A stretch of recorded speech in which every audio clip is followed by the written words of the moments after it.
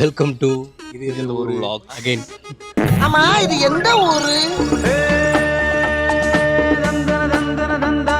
நைட்டுனா வந்துட்டு கிட்டத்தட்ட early morning 2:45 3 மணிக்கு ரீச் ஆனோம்.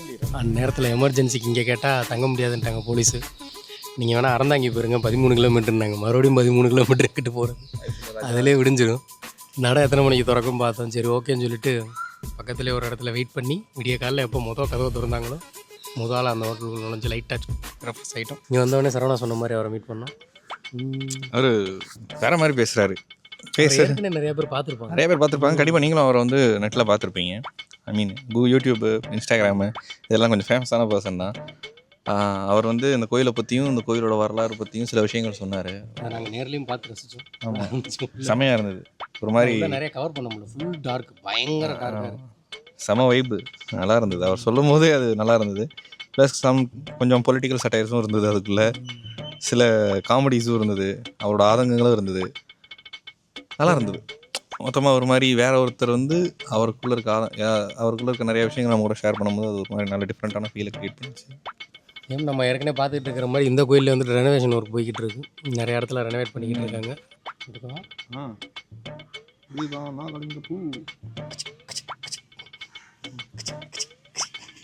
இங்கே ஒரு மரம் இருக்குது, இந்த தெரியுதா? அந்த அந்த மரத்துக்கு அடியில் தான் நாங்கள் உட்காந்துருக்கோம். இந்த மரத்தோட பூ ஒன்று இருக்குது, அதுதான் நாகலிங்க பூ.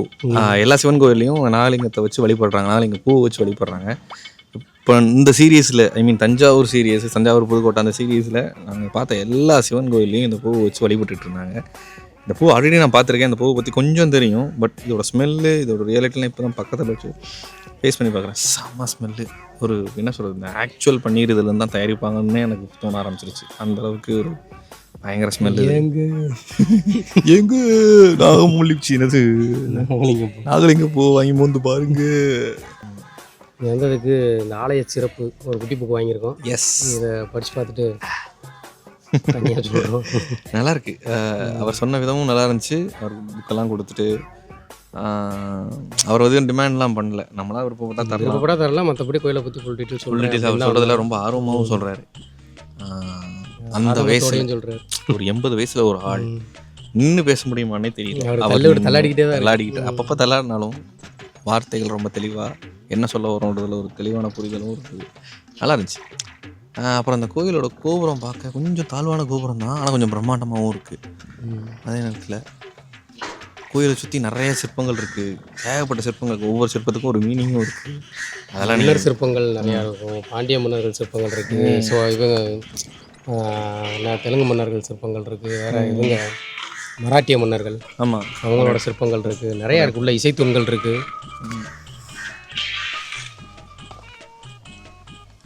இந்த மாதிரி இசைத்தூண்கள் இருந்துச்சு. இந்த மாதிரி நிறையா பிளேசஸ் இருந்துச்சு. பட் சில இடங்களை வந்துட்டு நம்மளால் கவர் பண்ண முடியல.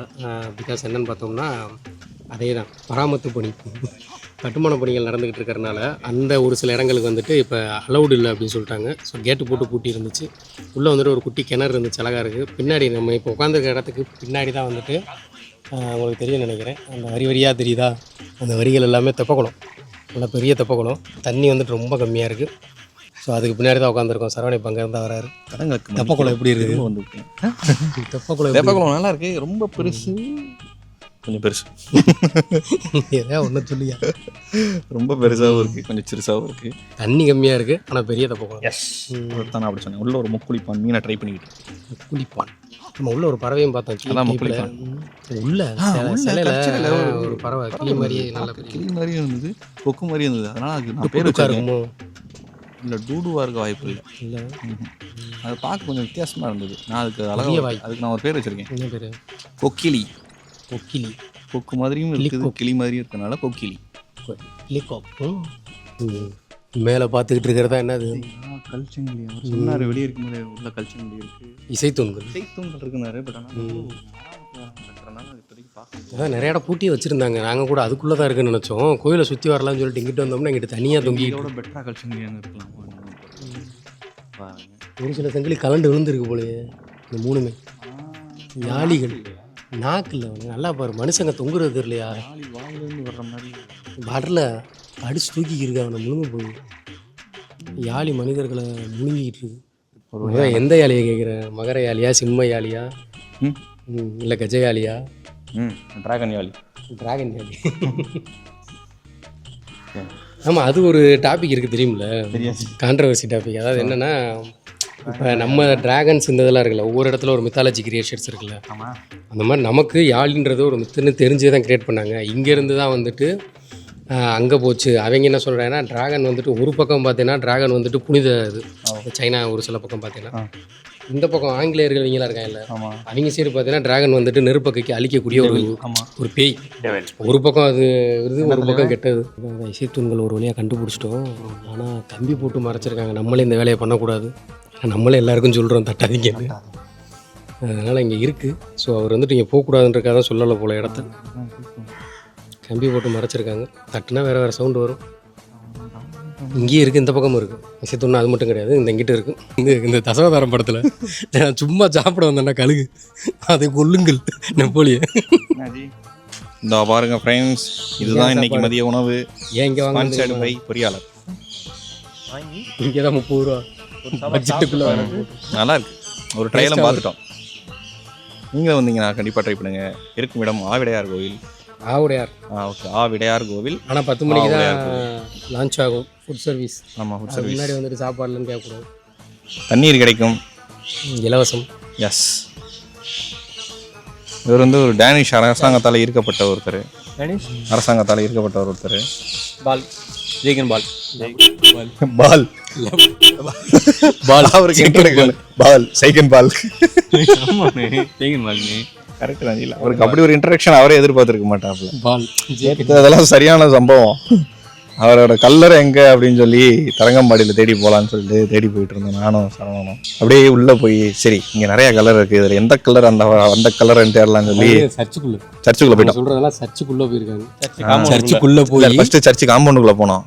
காம்பவுண்டுக்குள்ளே போய் தேடிட்டு இருக்காங்க. அதுக்கப்புறம் வந்துட்டு சரி சர்ச்சுக்குள்ளேயாவது இருக்கான்னு சொல்லிட்டு நேரம் சர்ச்சுக்குள்ளே போய் சர்ச்சு காம்பவுண்டுக்குள்ளே தேடிட்டு சர்ச்சுக்குள்ளே போய் ஏதோ சவுண்டு வருது, அவர்கிட்ட போய் கேட்போன்னு போனோம். அவர் பார்த்தா, ஆண்டவரே எனக்கு கண்கள் சீக்கிரம் தெரிய வேண்டும் ஆண்டவரே வேண்டிட்டு இருந்தாரு. அவர் பின்னாடி கண்ணு தெரியறது இருக்கட்டும், காது கேட்கணும்னு வேண்டும். அவரு வேண்டிட்டு இருந்தாரு.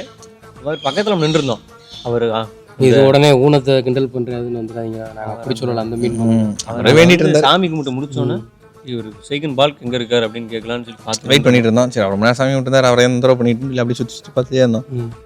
மேலே பார்த்துட்டு டக்குன்னு கீழே பார்க்குறேன், என்னடா அது கீழே ஏதோ ஒன்று இருக்குன்னு பார்த்தா சைக்கன் பால். செப்பு பட்டயத்துக்கு கீழே சைக்கன் பால் இருக்கு இருந்தாரு. பட் ஆனால் அந்த ஊருக்கு அவர் அந்த காலத்திலே நிறைய நல்லது பண்ணு. கிட்டத்தட்ட ஒரு 250 வருஷத்துக்கு முன்னாடி அந்த ஊரே அவர் தான் பண்ணியிருக்காரு. தரங்கம்பாடி பீச் வந்து சரி, தரங்கம்பாடி வந்து ஒரு துறைமுகம் மாதிரி செயல்பட்டு இருக்குது. எந்த மன்னர்களுக்கு? ஊரா மாத்தி சரபோஜி மன்னர்களுக்கு. சரபோஜி மன்னர்களுக்கு தானே. ரகுநாத நாயக். சாரி, மாற்றி சொல்லிட்டேங்க. நாயக்ஸ், ரகுநாத நாயக். வேல் நாயக். வேல் நாயக் இல்லைங்க, அவர் ரங்கராஜ நாயக். ரங்கராஜ சக்தி வேல் நாயக்கிட்ட கேட்டு அங்கே போட்டு கட்டியிருக்காரு. சொன்னீங்க அடுத்து என்னது? அதெல்லாம் அதில் சொல்லிக்கலாம். இங்கே உட்காந்து இந்த கோயில் கொண்டு சும்மா உட்காந்து அங்கே இருக்கிற லகட பாண்டிக்கலாம். இல்லை, நாங்கள் நேற்று நடந்த லகட பாண்டி. இது போக அங்கே இருக்க அந்த பெயிண்டிங்ஸ் எல்லாம் ஞாபகம் இருக்குல்ல, அதில் இருக்க பெரிய பெரிய ஆஃபீஸர்ஸ்னு இப்படி தான் நடந்து வருவாங்க. நீங்கள் படி இல்லைண்ணே. படி இல்லை, இருந்தால் இறங்கி காட்டியிருப்பேன். அடுத்து எங்கேயாவது சான்ஸ் கிடச்சா உங்களுக்கு வாசலில் வச்சு கூட ட்ரை பண்ணி காட்டுறோம். இப்போ இதோட அங்கிட்டு போயிருந்தா தெரிஞ்சிருக்காது. ஆமாம், ஒரு வழியாக இசைத்துணையும் கடைசியாக பார்த்தாச்சு. கச்சங்களிகளையும் பார்த்தாச்சு. குருந்த மரத்தை வயசாகி போச்சு, எந்திரிக்க விடுங்கடா. குருந்தை மரத்தையும் பார்த்தாச்சு. கச்சங்களி அதையும் பார்த்தாச்சு. ஒரு வழியா சோழ தேசம் தாண்டி பாண்டிய தேசம் வந்து சேர தேசமும் போவோம். ரீச் ஆக போகிறது சேர தேசம் தான். எண்டிங் பாயிண்ட் கற்று பார்ப்போம். நமக்கு தான் எந்த தேசத்தில் இன்னும் ஒருபடியாக ஒரு டெஸ்டினேஷன் கிடைக்க மாட்டேங்குது. ஏதாவது ஒரு தேசத்தில் நம்ம வீட்டில் காதல் தேசத்தில் குடியிருக்கீங்க. காதல் தேசம், காதல் தேசம் WWE ஸ்டேஜ் மாதிரி ஆகி போச்சு. இந்த அடுத்த காதல் தேசத்தில் வந்துட்டு அடுத்த மாப்பிள்ளை இப்போதான் திருமணஞ்சேரியில் போய் பரிகாரத்தை போட்டு வந்திருக்கோம். பரிகாரத்தை போடல, பரிகாரம் பொண்ணு அப்படின்னு சொல்ல வந்தோம். போட்டு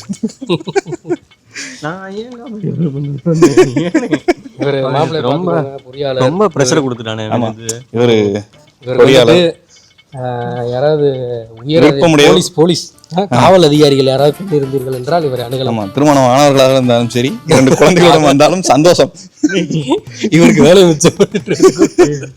அப்படி சொல்லாதீங்க. அப்படி சொல்லக்கூடாது. காவலர்கள் யாரும் இருந்தா காவலர்கள் யாராவது இருந்தா யாராவது இன்னும் விருப்பப்பட்டீங்கன்னா என்ன அணுகும் அணுகுமா அணுகிறது அணுக வேண்டாம், விருப்பம் தெரிவிக்கலாம். விருப்பம் கீழே லைக் போடுங்க. அதாவது முன்னுரிமை வழங்கப்படும். அப்படி சொல்லுங்க. கமெண்ட்ஸ்ல சொல்லுங்க என்ன சொல்ல வரோன்னு பட்டுன்னு சொல்லி கட்டுன்னு முடிச்சிடும். சரி, ஒண்ணுமே இல்லைங்க. நம்ம பையனுக்கு வந்து கல்யாணம் பண்ணிக்கணும்னு ஆசை வந்துருச்சு. சரியா? வயசு கரெக்டா 31 ஆகுது, இல்ல 32 ஆகுது. கல்யாணத்துல போய் தானே சொல்லணும். கல்யாணத்துல போய் சொல்லணும். 22 வயசு தான் ஆகுது. கல்யாணமே பொய்யா சொல்லக்கூடாது ஜி.